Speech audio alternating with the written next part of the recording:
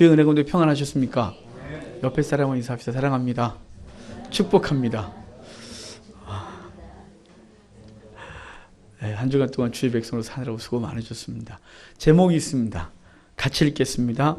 마음의 허리를 동이라. 아멘. 오늘 베드로전서를 계속 우리가 그동안 보고 있는데, 베드로는 성경을 이 글을 시작하면서 성도를 뭐라고 정의했냐면 나그네다 이렇게 정의했어요. 한편으로는 굉장히 운치가 있긴 해요. 분위기도 있고, 나그네 그냥 김사과처럼 좀 사건 하나 쓰고 이렇게 다니고 싶은 그러지 않습니까? 그런데 성도를 나그네라고 할 때 그렇게 평안롭지는 않습니다. 왜냐하면 오늘 본문에 뭐라고 계속해서 얘기를 했냐면, 우리가 본 본문들이 성도들은 나그네인데 이 땅에서 고난을 당한다. 잠깐 고난이다. 이렇게 얘기를 했었습니다. 이렇게 나그네로 사는 주의 백성들에게 어떻게 살아야 하는지에 대한 삶의 자세에 대해서 오늘 본문을 가르쳐주고 있습니다. 이 말씀을 보면서 나그네인 우리들이 어떻게 살아야 하는지 보는 시간이 되기를 바랍니다. 자, 본문 13절 다시 한번 읽도록 하겠습니다. 그러므로 너희 마음의 허리를 동이고 근신하여 예수 그리스도께서 나타나실 때 너에게 가져다 주실 은혜를 온전히 바랄지어다. 아멘. 오늘 우리가 읽은 본문은 그러므로라는 접속사로 시작을 합니다. 그러므로라고 시작한 것은 앞에 어떤 이야기가 있고 그것에 대해서 관계된 이야기를 하고 있다는 거죠. 그럼 앞에 무슨 얘기를 했냐? 조금 아까 말씀드렸어요. 성도는 나그네다고 했고, 나그네로 사는 성도의 삶은 고난이 있고, 그 고난은 잠깐인데 그 고난 속에서도 어떤 소망을 가지고 살아간대요. 영혼의 구원, 믿음의 결국 그 믿음이 우리에게 주어다 줄 그 영혼의 구원을 바라보고 우리는 살아가고 있다. 이렇게 앞에서 얘기를 했어요. 그렇게 살아가고 있기 때문에, 그러므로 이제 영혼의 결국을 바라보고 살아가는 사람들, 믿음의 결국 영혼의 구원을 바라고 살아가는 사람들은 어떻게 살아야 되느냐 이렇게 얘기를 하겠죠. 그래서 그러므로란 영혼의 구원을 받았으므로 이제 너희는 그 영혼의 구원을 받은 자답게 어떻게 살아야 되느냐 이렇게 얘기를 해주고 있는 것입니다. 이렇게 영혼의 구원을 받은 자들은 어떻게 살아야 하느냐에 대해서 말씀하고 있는데, 이후에 주어진 말씀에 대해서 우리가 오해하지 말아야 될 것은, 우리 영혼의 구원이 행위에 근거하고 그래서 이렇게 열심히 살아야 구원받는다라는 차원에서 말하는 것이 아니라, 이미 우리에게 영혼의 구원을 받았고 그 구원받은 사람들은 어떻게 살아야 하느냐라고 하는 것을 강한 어조로 우리에게 요구하고 있다는 사실을 기억하면서 이 베드로 전서를 계속 봐야 하는 것입니다. 여기서 구원에 대한 생각을 조금 하고 넘어가야 할 것 같습니다. 구원이란 뭐냐 이거죠. 구원이란 이동입니다. 삶의 자리를 옮긴 것입니다. 자리 옮김이 구원이에요.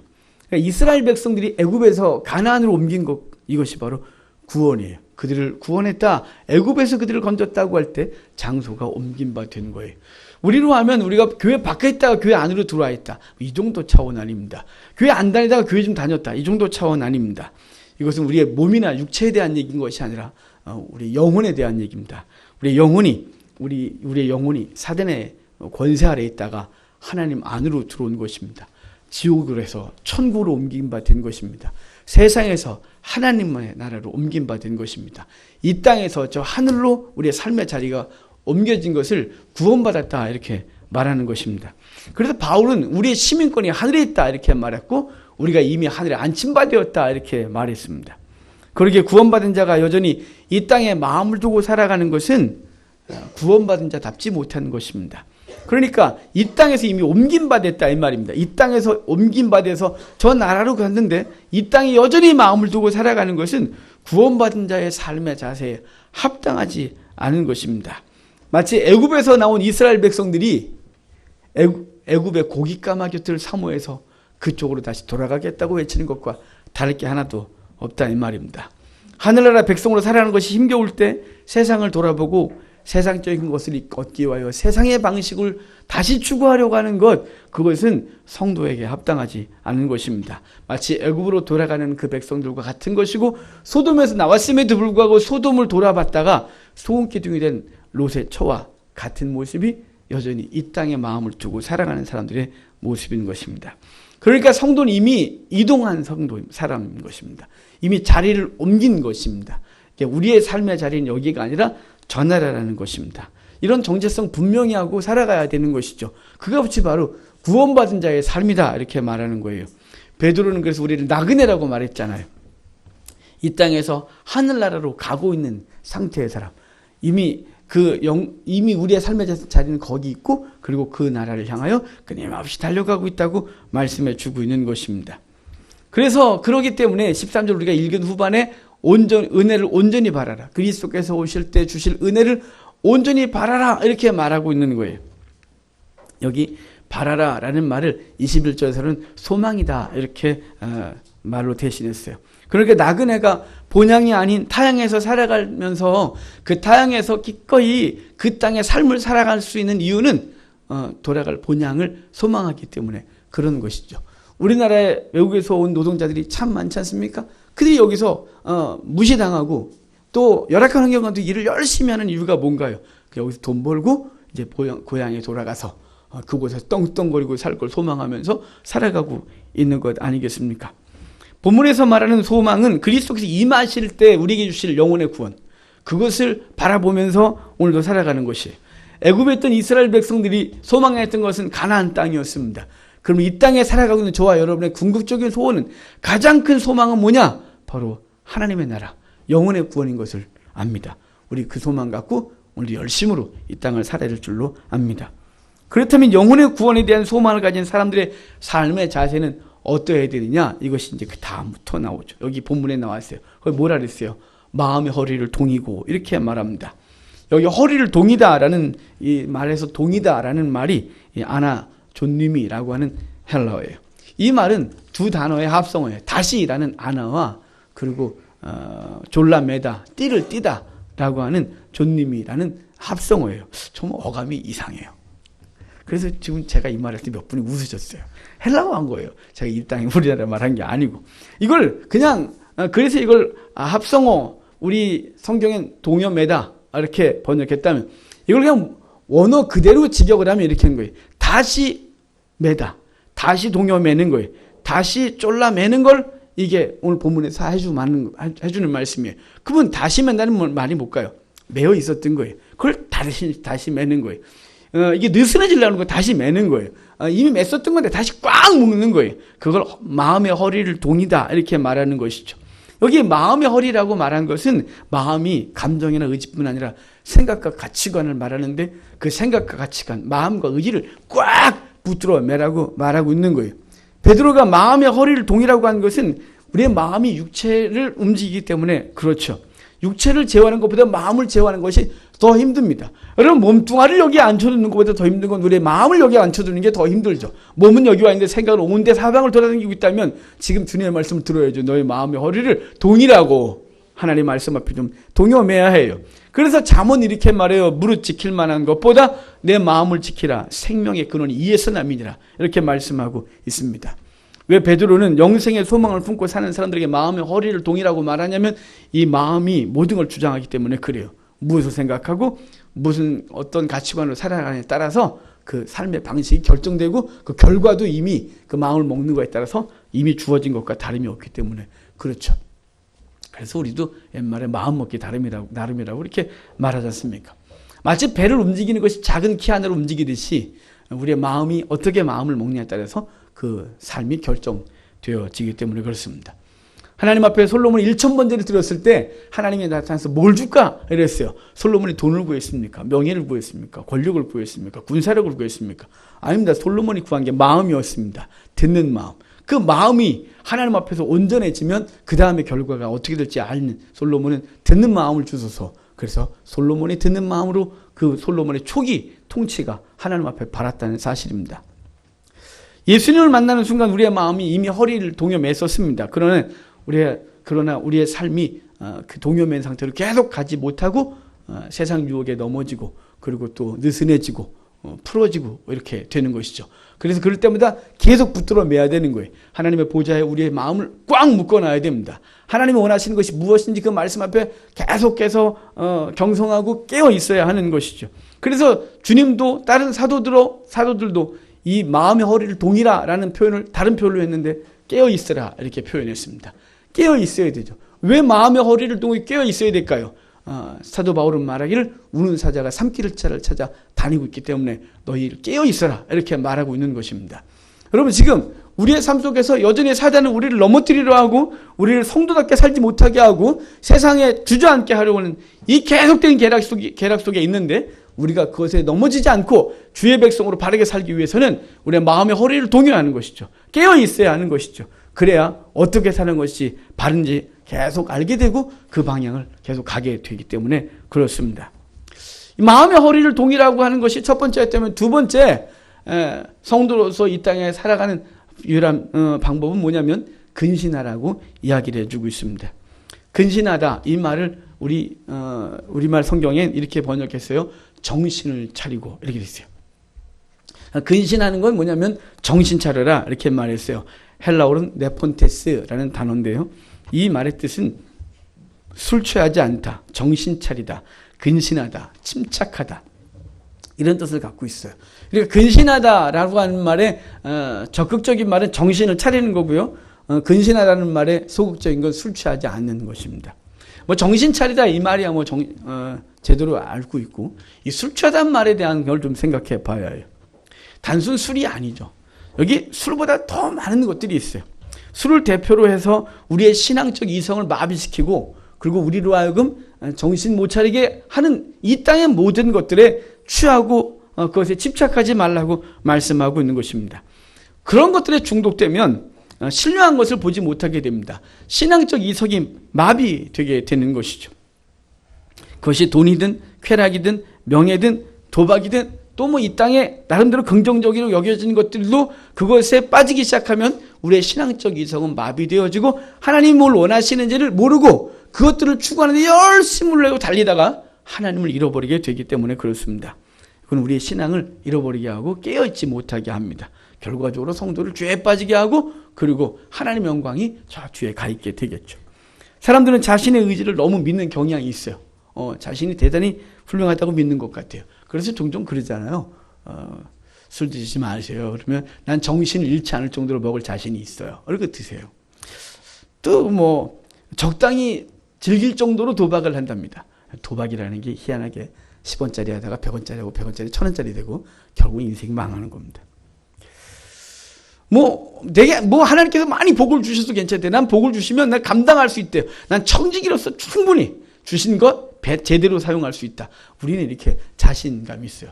이 욕심인지 자신감인지 알 수가 없는 게 우리 속에 있어요. 하지만 제가 본 바 주변 사람들 보면 그렇게 훌륭한 자제력을 갖고 있는 사람이 없어요. 다 넘어져요.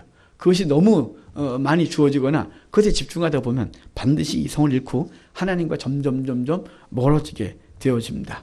레위기 10장을 보면 아론의 두 아들이 죽는 장면이 있잖아요. 나답과 아비후가 하나님께서 주신 불이 아닌 다른 불을 사용해서 제물을 드리다가 그 불이 나와서 그들을 살라 죽이는 장면이 있습니다. 그런데 본문을 잘 보면 이들이 왜 다른 불을 사용했냐면 술 먹었어요. 술 먹어갖고 옳고 그름을 분별하지 못해. 그래서 제사장들에게 한 가지 규례가 더 추가되고 말았어요. 너희는 하나님께 나아갈 때 포도주와 독주를 금하여 옳고 그름을 분별하라고 말씀해 주시는 거죠. 이게 술 얘기라는 걸까요? 술뿐만이 아니라 성도에게는 이 땅의 술과 같은 것들, 이 땅의 것들에 취하면 그것이 바르지 않은 방법을 사용하게 되고 결국은 그것이 자기를 죽게 되는데 그 살을 땐 자기가 잘하고 있다고 착각하게 되는 것이. 영생에 대한 소망이 있는 자들은 이 땅의 것에 취하면 되지 않습니다. 이 땅의 것에 너무 집중하다 보면 하나님을 잃습니다. 이 땅의 것들이 다 사악하지 않습니다. 그럼에도 불구하고 이 땅의 것들에 그것이 무엇인지 간에 너무 많은 에너지를 두고 관심을 두면 하나님과 멀어지게 돼요. 그런데 문제는 정말 슬픈 건 우리 한국교회가 세상에 취하도록 가르치고 있다는 사실이에요. 세상에 취하도록 세상 술을 강단에서 먹이고 있고 그것을 먹은 성도들은 자기가 먹고 있는 게 술인지 복음인지도 모르고 있다는 사실이에요. 궁극적인 복은 하늘에 있음에도 불구하고 이 땅의 강단에서는 이 땅의 복에 집착하게 하고 이 땅의 복을 진정한 복이라고 가르치고 있다는 사실이에요. 그것들을 더 얻기 위해 재단을 더 많이 써요. 더 얻기 위해서 재단을 더 많이 쌓는다는 것은 이 땅의 복을 얻기 위하여 예배하고 이 땅의 복을 얻기 위하여 기도하고 이 땅의 복을 얻기 위하여 헌신하고 이 땅의 복을 얻기 위하여 하나님 앞에 마음을 조아리고 있는 거예요. 그 목적이 이 땅의 복이에요. 하나님인 것 같은데, 열심으로 나와 하나님 앞에 뭔가를 하는 것 같은데 전혀 아니에요. 이건 이미 이 시대뿐만 아니고 성경 전체가 그 얘기를 하고 있어요. 에스겔서에 보면 에스겔에게 예루살렘의 가장한 걸 보여주마 라고 하면서 가장한 걸 보여줄 때 70의 장로들은 하나님 앞에 예배로 나간 줄 알았더니 자신만 아는 구석에 들어가서 그림을 그려놓고 우상 숭배하고 있고, 여인들은 엉엉엉 울고 기도하는데 알고 보니 단무술에서 애곡하고 있고, 청년들은 성전 마당에 있긴 하지만 태양신을 향하여 경배하고 있는 그걸 보면서 에스겔이 안타까워하고 하나님이 가증하다고 말했어요. 이 시대도 똑같아요. 이 시대에 이기적인 욕심을 복음이라고 포장해서 성도들에게 먹이는 시대, 그래서 강단에서 흘러나오는 것이 복음인지 술인지도 모르고 마음껏 먹는 이 시대에 우리는 살아가고 있는 거예요. 본문에서 근신하라 라고 하는 말에 정면으로 대치하고 있는 가르침이 이 시대 우리의 가르침인 거예요. 주의 백성들의 정신을 차리고 우리가 추구해야 될 신앙이 무엇인지 알아야 해요. 이걸 분별해야 되는 거예요. 그래서 강단에서 흘러나오는 말씀이 이게 복음인지 아닌지 스스로 분별할 수 있는 능력을 배양해야 돼요. 여러분, 제가 지금 강단에서 말씀을 전하는데 지금 황 목사가 전하는 말도 복음인지 아닌지를 여러분이 알아야 해요. 그냥 강단에서 나오면 무조건 아멘 그러지 말고, 강단에서 흐르는 말씀이 하나님의 말씀인지 아니면 지금 황 목사가 세상 것을 가르치고 있는지를 알아야 하는 것입니다. 그래야 성도로서 이 땅에 세월 허비하지 않고 하나님이 원하시는 바른 것을 추구하고 살아갈 수 있는 것입니다. 그 말씀이 우리의 눈을 하늘로 향하게 한다면 그건 복음이에요. 근데 이 말씀이 이 땅에서 자꾸 집착하게 하고 이 땅에서 추구하게 하고 있다면 그것은 우리를 복음을 가장한 취하게 하는 술인 것입니다. 그러므로 우리가 하나님 앞에서 제대로 된 하나님의 말씀을 받아들이고 그 말씀을 가지고 바른 가치관을 갖고 살아가는 것이, 그것이 깨어있는 거예요. 그것이 근신하는 것이, 그것이 술 취하지 않는 것입니다. 이러기에 오늘 본문에서는 이런 과정을 거쳐서 뭐라 하냐면 온전히 바라라 이렇게 말하는 거예요. 온전히 바란다 이 말은 앞에 설명했듯이 마음의 허리를 동이고 근신하는 자세로 끝까지 소망을 품고 살아가는 것을 말씀하고 있는 것입니다. 이렇게 온전히 바라는 자세에 대해서 또 뒤에 14절 이후부터 나와요. 자, 14절을 먼저 보도록 하겠습니다. 같이 읽겠습니다. 너희가 순종하는 자식처럼 사욕을 본받지 말고. 아멘. 여기 베드로는 이렇게 말해요. 너희 사욕을 본받지 말라 이렇게 말해요. 여기 사욕이란 사적인 욕심이 아니에요. 뭐 하나님을 향한 욕심, 이거 아니고요. 그거 반대에 완 사적인 욕심, 이게 아니라 사욕은 사악한 욕심이에요. 그래서 NIV 영어 성경은 The Evil Desire 이렇게 말했어요. 그러니까 사악한 욕심들 이렇게 말한 거예요. 그것들을 버리라고 말하는 거예요. 그것을 본받지 말라고 말하는 거예요. 그렇다면 사욕은 뭘까요? 사욕은 뭐가 사욕이냐 이 말이에요. 그것은 우리의 육적 욕구를 충족시키는 모든 욕심을, 이 탐욕을 사욕이라고 말하는 거죠. 사실은 그 자체로는 부정하거나 뭐 정하다고 말하지 않지만 그것을 소유한 자의 마음이 어떠냐에 따라서 우리가 품고 있는 것들이 사욕이 되기도 하고 사욕이 되지 않기도 하는 것이에요. 특정한 것이 아닌 것이죠. 그냥 우리 일상의 것들이에요. 명예, 돈, 뭐 높은 자리, 자녀, 또 뭐 우리가 추구하는 평안함, 이 모든 것들 자체가 악하지 않습니다. 하지만 그것을 추구하고 있는 사람, 그것을 품고 살아가는 사람이 어떤 자세를 가지고 그것을 품느냐에 따라서 그건 사악하기도 하고 그렇지 않을 수 있는 것입니다. 그러므로 우리에게 주어진 것이 복이기도 하고 복이 아닐 수도 있는 거죠.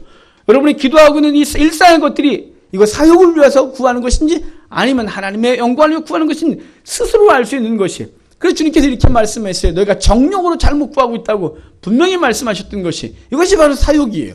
사악한 욕심인 거죠. 우리 육적인 욕구를 채우기 위하여 끊임없이 구하는 이 모든 것, 바로 우리 속에 있는 것이, 그것들을 버리라고 말하는 거예요. 그것을 본받지 말라고 분명히 말씀하고 있는 것이죠. 하나님은 가인의 제물을 받지 않으셨어요. 종종 사람들이 가인의 제물을 받지 않는 것이 아벨의 제물은 피의 제사로서 받았고 가인의 제물은 곡물의 제사이기 때문에 받지 않았다, 이런 말씀들 하지만 성경에 전혀 그런 얘기를 한 적이 없어요. 가인의 제물을 받지 않은 것은 가인의 악함 때문에, 그래서 신약 성경에 가인을 악한 자에게 속했다 이렇게 말하고, 본문에 그 창세기에서 이렇게 말하거든요. 하나님이 가인의 제물을 받지 않은 것은 가인과 그의 제물을 받지 않으시고 아벨은 아벨과 그의 제물을 받으셨다 이렇게 말했어요. 제물이 문제가 아니에요. 제물을 누가 드렸냐 이 말이죠. 그 제물을 드린 자의 마음이 사악했기 때문에 그 제물도 받지 않으신 거예요. 그러니까 이 시대 우리가 하나님 앞에 추구해야 될 것들이 사악한 욕심이라면, 그것이 우리 속에 끊임없이 솟아오르고 있다면 그것을 누리고 절제하고 하나님이 원하시는 것이 무엇인지를 생각해 봐야 하는 것입니다. 여기 이렇게 말하잖아요. 전에 알지 못하던. 그러니까 너희가 품은 이 사욕은 성도로서는 품으면 안 되는 거예요. 이제부터는 이것이 우리 속에 있으면 안 되고 본받지 말아야 되고, 이것은 언제적 사건이냐면 너희가 전에 알지 못하던 때에 따르던 것이었다고 말하는 거예요. 알지 못하던 때 누굴요? 하나님을 알지 못하던 때, 예수 그리스도를 알지 못하던 때, 하나님의 나라를 알지 못하던 때, 영혼의 구원을 알지 못하던 때, 참 소망을, 산 소망을 알지 못하던 때에 따르는 것들을, 그것을 사욕이라고 말하고 그것을 본받지 말라고 말씀해 주고 있는 거예요. 베드로는 본서 4장 2절과 3절에서 이걸 이렇게 표현해요. 그 후로는 다시 사람의 정욕을 따르지 않고 하나님의 뜻을 따라 육체의 남은 때를 살게 하려 함이라. 너희가 음란과 정욕과 술 취함과 방탕과 향락과 무법한 우상 숭배를 하여 이방인의 뜻을 따라 행한 것은 지나간 때가 족하다. 지나간 때가 족하다. 이젠 너희가 추구할 게 아니라 이 말이에요. 그 모든 사욕은 지나간 때가 족하다. 알지 못하던 때 하던 것이고 이제부터 너희가 그것을 추구하면 안 된다. 이렇게 말씀해 주고 있는 것이에요. 바울도 로마서 6장 1, 2절에서 이렇게 말했어요. 그런즉 우리가 무슨 말하리요? 은혜를 더하게 하려고 죄에 거하겠느냐? 그럴 수 없느니라. 죄에 대하여 죽은 우리가 어찌 그 가운데 더 살겠느냐? 이렇게 말했어요. 그러니까 사도 바울도 5장에서 예수 그리스도의 보혈로 우리가 구원받았다고 말하면서 구원받았으면 막 살아도 되느냐? 아니다. 죄에 거할 수 없다. 그럴 수 없느니라. 이건 예수 믿기 전 사건이다. 이제 이후로는 우리가 삶의 방식이 바뀌었다. 이렇게 분명히 말씀해 주고 있는 것입니다. 베드로가 이렇게 사욕을 따르지 말라고 하면서 전제한 표현이 뭐예요? 순종한 자식처럼 이렇게 말하죠. 순종하는 자식처럼이라고 말해요. 그 전제된 말은 우리는 누군가의 자식인 거죠. 하나님이 우리의 아버지고 우리는 하나님의 자녀예요. 그 관계성을 분명히 기억하고 살아가야 해요. 그러니까 아버지의 자녀답게, 하나님 아버지의 자녀답게 하나님을 닮은 자로 살아가야 하는 것이죠. 하나님 아버지께 순종하는 하나님의 자녀는 세상과 구별된 모습으로 살아가는 거죠. 하나님을 알기 전에는 우리는 누구의 자녀였냐? 로마서 8장 44절 이렇게 말해요. 너희 아비 마귀 이렇게 말해요. 그래서 너희는 거짓말을 행한다. 거짓된 삶을 살아가고 있다고 말하는 거예요. 이제는 예수 그리스도 안에 들어오면서 우리 아버지가 누가 됐냐면 하나님 아버지가 됐어요. 그러니까 아버지가 누구냐에 따라서 그 자식이 닮아가는 거 아니겠어요? 우리는 그러니까 알지 못한 때에 따르던 사욕을 따르지 않고 본받지 아니하고 이제 새로운 삶의 방식을 갖고 살아가는 자가 됐다는 사실에 대하여 우리가 알아야 하는 거죠. 그러니까 아버지를 따라 사는 것이 마땅한 거예요. 자녀가 아버지를 본받는 건 당연한 거예요. 그냥 자연스럽게 본받게 되는 거예요. 이렇게 되면서 이어지는 얘기가 15절이에요. 자, 15절도 한번 같이 읽도록 하겠습니다. 오직 너희를 부르신 거룩한 이처럼 너희도 모든 행실에 거룩한 자가 되라. 아멘. 여기 사욕을 버리라고 말했고 이제는 모든 행실에 거룩한 자가 되라고 말해요. 여기 거룩하다라고 하는 말이 헬라어로 하기오스 그래요. 이 하기오스는 원래 본 뜻이 뭐냐면 봉헌된, 구별된 이런 뜻이에요. 그러니까 거룩은 뭐냐면 봉헌된 것을 거룩하다고 하고 구별된 것을 거룩하다고 말하는 거예요. 그러니까 너희가 모든 행실에 거룩한 자가 되라 이렇게 말하는 건 뭐냐면 너희들의 행실이 하나님 앞에 봉헌되고 구별된 것처럼 행동하라 이 말이에요. 내 행동이 지금 하나님께 드려지고 있다는 사실을 기억해야 돼요. 내가 지금 어디서 무엇인가를 하는데 하나님께 내가 드려지고 있는 거예요. 내가 지금 어디 자리에서 앉아가고 뭔가를 하는데 내가 지금 드려지고 있는 거예요. 그거. 예배만 드려지고 있다고 생각하시면 안 돼요. 우리의 삶이 하나님 앞에 이렇게 드려지고 있어요. 근데 그걸 부정한 것으로 더러운 것으로 드리고 있으면 하나님이 정말 이걸 받으셔야 되는 거예요? 아니죠. 토해내셔야죠. 성도라는 이름을 가지고 도박장에 앉아있다. 너무 이상해요. 성도라는 이름을 갖고 술자리에 앉아있다. 너무 이상해요. 성도라는 이름을 갖고 남을 해롭게 하는 자리에 앉아있다. 너무 이상하잖아요. 하나님 앞에서는 우리가 구별된 삶을 살아가야 되는 거예요. 모든 행실에 구별되라, 거룩하라고 말하고 있는 것입니다.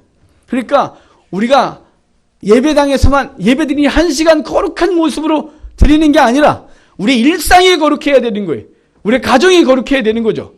여기서 할렐루야 아멘 막 이러고 갔다가 집에 가고 막 쌍소를 해야 되고 이상한 짓을 하면 이상하잖아요. 이거 지금 우리의 직장에서 거룩해야 돼요. 우리의 직장에서. 그래서 우리를 보고 있는 동료들이 저분은 참 크리스찬이야. 야 저분은 예수 믿는다 다 와 이래야 되는 거죠. 아무도 보지 않을 때 우리는 그리스도인으로 살아가야 되는 거예요. 그게 모든 행실에 거룩한 자가 되라고 말씀해 주고 있는 것이죠. 우리는 주일날 예배드리러 나오면서 헌금을 갖고 나오는 것으로 족하면 안 돼요. 물질뿐만 아니라 우리 속에 갖고 나올 거면 삶의 예분을 가지고 주 앞에 드려야 하는 것이, 주님이 그 삶의 향기를 가지고 정말 흠양하시는 날이 되어야 하는 것이죠. 그래서 여기 순종하는 자식처럼이라고, 아까 사육을 본받지 말라고 할 때는 순종하는 자식처럼 본받지 말라고 했다면, 이제 그 행실을 거룩하게 하라고 할 때는 너희를 부르신 거룩한 이처럼이라고 말해요. 너희를 부르신 거룩한 이, 바로 하나님처럼 거룩하라고 말하는 거예요. 너무 기준이 높아요. 감히 감당할 수가 없어요. 근데 왜 하나님은 우리의 거룩을 요구하실 때 너희를 부르신 이처럼 거룩하라고 말했을까요? 너희를 거룩한 부르시니, 그 기준이 거기까지예요. 에베소서 4장 13절 이렇게 말했어요. 그리스도의 장성한 분량에 이르기까지, 이렇게 말해요. 너무 멀어요. 너무 높아요. 그래서 어떻게 이럴 수 있나 싶은 거죠. 바울은 그래서 이렇게 고백했어요. 날마다 죽노라. 날마다 날 자신을 쳐서 복종시킨다, 이렇게 말하는 거예요. 왜 이렇게 기준을 높게 정하신 걸까요? 그것은 우리가 세상에서 그리스도를 드러내는 존재로 살기 때문에 그래요. 여러분, 제가 엉망으로 살면 저 하나로 욕을 먹나요? 제가 이 동네에서 만약에 목사인데 이 동네에서 술 취하고 주정하고 다니고 싸움질하고 다니면 저만 욕먹는 건가요? 아니죠. 저 때문에 그리스도 막 연약한 성도들 막 떨어져 나가고 동네 사람들은 목사가 아유 저 믿는 하나님 저가 이러면서 하나님의 욕을 먹겠죠. 우리들은 세상에서 뭘 드러내냐면 그리스도를 드러내는 존재로 살아가야 되기 때문에 주님께서 기준을 정하신 게 뭐냐면 너희를 부르신 이처럼 그리스도의 장성한 분량에 이르기까지 이렇게 정해놓은 것이, 우리가 아니라 이젠 우리는 세상에서 그리스도를 드러내는 존재라고 분명히 말하는 거죠. 그래서 바울은 고린도후서에서 이렇게 말해요. 너희는 그리스도의 편지다. 그리스도의 향기다. 이렇게 말해주고 있는 거예요. 예수님 마태복음 5장에서 성도를 정의하기를 이렇게 했어요. 너희는 세상의 소금이다. 너희는 세상의 빛이다. 이렇게 말했어요. 그 빛을 또 뭐라고 말했냐면 너희의 착한 행실이 빛이다. 그 너희의 착한 행실로 하나님께 영광을 돌려라. 이 무슨 말일까요? 사람들은 우리의 행실을 보고 그리스도를 본다, 이렇게 말하는 거예요. 그러니까 우리의 삶의 기준이 굉장히 높은 것이죠. 구약의 제사장 규례가 아주 엄격해요. 구약의 제사장 규례가 아주 엄격한데, 규례가 엄격한 이유는 제사장은 그리스도의 그림자이기 때문에 그래요. 그러니까 그리스도를 보여주는 그 그림자가 제사장이었단 말이에요. 우리는 이렇게 말해요. 만인 제사장이래요. 우리가 세상의 제사장이래요. 그러면 우리를 통해 누가 드러나야 되는 거예요? 그리스도의 실체신 그리스도가 우리를 통해 드러나야 되는 거예요. 그래서 우리를 너희는 모든 행실에 거룩한 자가 되라. 어떻게 해서요? 너희를 부르신 이처럼 예수 그리스도의 장성한 분량에 이를 정도로 거룩하게 살아가라고 우리에게 요구를 하고 있는 것입니다. 여러분 힘이 드시죠? 너무 부담스럽다. 좀 막 살고 싶은데 그래도 안 됩니다. 여러분 그리스도인으로서 살아가는 방식에 대해 분명히 말씀했어요. 여기 그렇게 살게 된 이유, 살아야 되는 이유를 16절에서 말해줘요. 자, 16절 같이 읽겠습니다. 기록되었으되 내가 거룩하니 너희도 거룩할지어다 하셨느니라. 레위기의 말씀을 인용했는데 이 말씀은 레위기에서 11장 44절과 19장 2절에 말씀하신 거예요. 레위기의 주제예요. 내가 거룩하니 너희도 거룩해라. 이것이 지금 베드로는 이 말씀을 끌어다가 하나님의 거룩함으로 우리도 거룩해야 된다, 이렇게 말씀하고 있는 것입니다. 여러분 그런데 오늘 본문을 보다 보면 이 거룩은 성도의 특권이라는 사실이에요. 성도의 특권이 거룩이에요. 거기 거룩한 이처럼 너희도 이렇게 말하잖아요. 왜 이게 특권이냐? 여러분 이 거룩은 거룩한 삶을 살 수 있는 것과 삶을 요구하는 것은 성도밖에 안 돼요.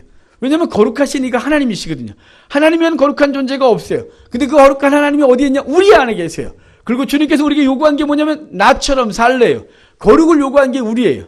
세상 사람에게 거룩해라 이렇게 요구한 적이 없어요. 왜냐하면 거긴 이미 그의 아비 마귀에게 낳고 거짓말을 행하고 살고, 그리고 거긴 이미 심판받아 마땅한 거예요.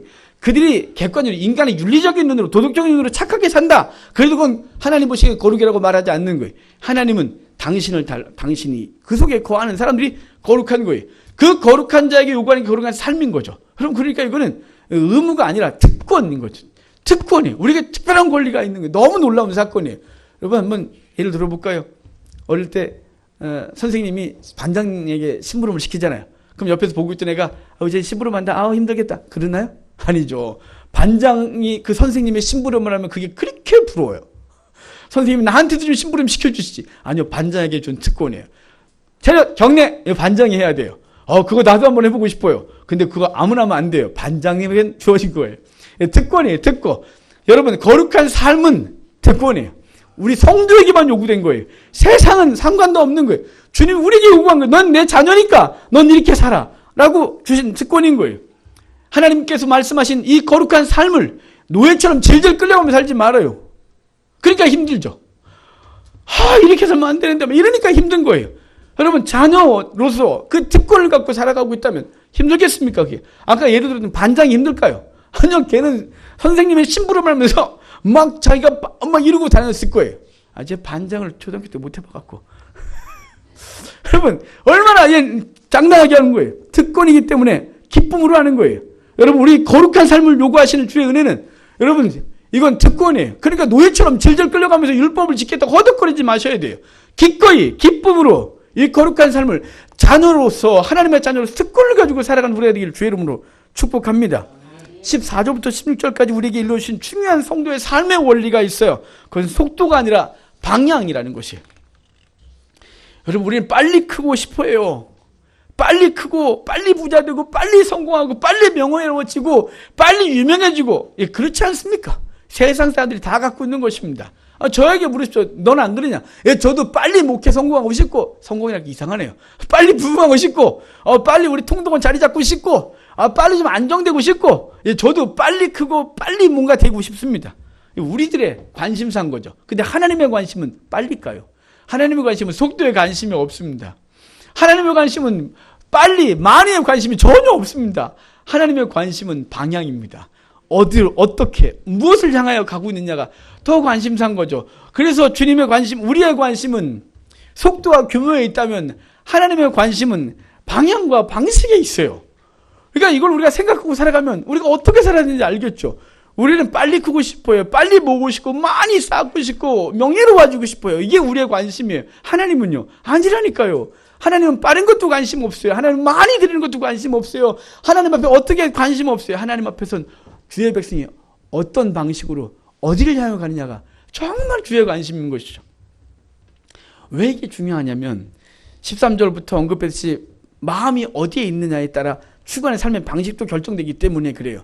삶의 방식과 방향이 결정이 되면 그대로 추구하기 때문에 그래요. 주님이 우리에게 요구하는 건 뭐냐면 빨리도 규모도 아닙니다. 속도도 아닙니다. 하나님이 우리에게 요구하는 건 바른 방향입니다. 하나님이 요구하신 방향이 있어요. 바로 저 나라예요. 그리고 그 나라를 가기 위해 어떻게 해요? 바른 방법으로 살아가라고 하는 거죠. 말씀대로 살아가라고 하는 거예요. 하나님 앞에 빨리 뭘 하겠다고 하는 것, 주님이 원하지 않는 거죠. 바울은 디모데에게 이렇게 말했어요. 우리가 세상에 아무것도 가지고 온 것이 없다. 또한 아무것도 가지고 가지 못한다. 우리가 먹을 것과 입을 것이 족한 줄로 알아라. 부하려 하는 자들은, 여기 부하려 한다는 건 여기 바울이 말할 땐 국한에서 재물에 대한 얘기를 했어요. 하지만 여기서 우리가 이걸 좀 폭을 넓히면 부하려 하는 것은 뭐냐면 재물뿐만 아니라 이 땅에서 말하는 성공과 명예와 성취와 많이 쌓는 이 모든 것들이에요. 그 부하려 하는 자들은 시험과 올무와 여러 가지 어리석고 해로운 욕심에 떨어지나니 곧 사람으로 파멸과 멸망에 빠지게 하는 것이라. 이런 것들을 사랑하면 일만하게 뿌리가 된다. 이것을 탐내는 자는 미혹을 받는다. 그리고 근심으로써 자기를 찔렀다. 이렇게 말해요. 그러니까 우리가 추구하는 것이 하나님이 원하는 것이냐 그렇지 않은 것을 항상 생각해야 되는 거예요. 이 땅에서 빨리 많이 이를 추구하는 사람은 방식과 방향을 잃어버려요. 근데 방향이 분명하고, 그리고 방향이 분명하면 바른 방법을 선택하게 돼요. 그러면 비록 빨리와, 그러니까 속도와 규모를 잃어버리지만 하나님이 기뻐하시는 방향이 분명해지고, 그리고 그것에 도달하게 되어 있는 거예요. 그러니까 방향이 잘못되면 결과가 뻔한 거 아니겠어요? 세상적인 방식으로 살아가다 보면 결과가 심판이고, 하나님의 방식으로 하나님이 원하신 방향을 따라가면 비록 그것이 느리고 힘들어도 이 땅에서 잠깐 고난을 당하지만 결과적으로 영혼의 구원을 받게 된다는 사실을 우리 주님이 오늘 본문에서 말씀해 주고 있는 거예요. 그러니까 저와 여러분들이 이 땅을 살아가면서 추구해야 될 게 뭐냐면 속도와 규모가 아니에요. 방식과 방향이에요. 그러니까 저와 여러분들이 성도로서 어떻게 살아가야 되냐라고 하는 것에 대해서 생각해야 되겠죠. 우리는 세상 사람들의 판단 기준 때문에 속도와 규모를 사랑해요. 저 추구해요. 사람들이 저한테 이렇게 물어요. 몇 명이냐? 그게 진짜 힘들어요, 저는 사람 수에 관심을 안 두려고 하는데 자꾸 묻는 사람들이 몇 명이냐를 물으면, 사람 수에 관심을 좀 둬야 되나 싶기도 하고, 어디에요? 그럼 우리는 거기서 계속, 어제도 누가 전화 왔는데, 목사님 아직도 거기서, 아직도 거기에요. 그랬어요. 자존심이 약간 상하기도 해요. 우리가 갖고 있는 추구하는 방향이 속도와 규모에 있기 때문에 이런 것들이 기분이 상하는 거예요. 방향과 방식이 분명해지면 그런 것들은 아무것도 아닌 거예요. 그게 아무것도 아닌 것이 되는 것이죠. 여기 본문에서 어떻게는 거룩하게, 어디로? 그러니까 방향은 영혼의 구원을 얻을 때, 그래서 사도 바울은 표대를 향하여 달려간다 이렇게 말씀해 주고 있는 것입니다. 성도는 방향을 분명히 해야 돼요. 속도가 아니에요. 늘어도 괜찮아요. 바울이 디모데 후서에서 경계하는 자가 법대로 하지 않으면 상을 얻지 못한다 이렇게 말씀했습니다. 여러분, 상을 얻는 게 중요합니다. 이 땅을 기껏 살아야 120년 삽니다. 120년, 가끔 해외 토픽에 120세 넘으신 분들이 가끔 나오긴 합니다만 어차피 120년 살면 다 끝납니다. 그럼 120년 사는 동안, 그럼 120년을 멋지게 살아가면 할렐루야 하지만 한 7, 80 넘어가시면 이제 이렇게 자녀들의 돌봄을 받으셔야 되고 깜빡깜빡 하시고 이제 힘이 들어지는 건 인생에 가는 길 아니겠습니까? 근데 그 짧은 걸 살아가면서 그 짧은 때 아무리 많이 쌓고 아무리 빨리 가도 120밖에 안 되는데 영원한 나라에서 살아야 될 것을 잊어버리고 그 120년 무엇을 그렇게 달려가는지 알 수가 없어요. 120년을 위해서 달려간다면 어리석은 거죠. 우리가 달려가는 걸 무엇을 위해 달려가는, 영혼을 위해 달려가야 되죠. 영원한 삶을 위해서 달려가야 우리가 실수하지 않습니다.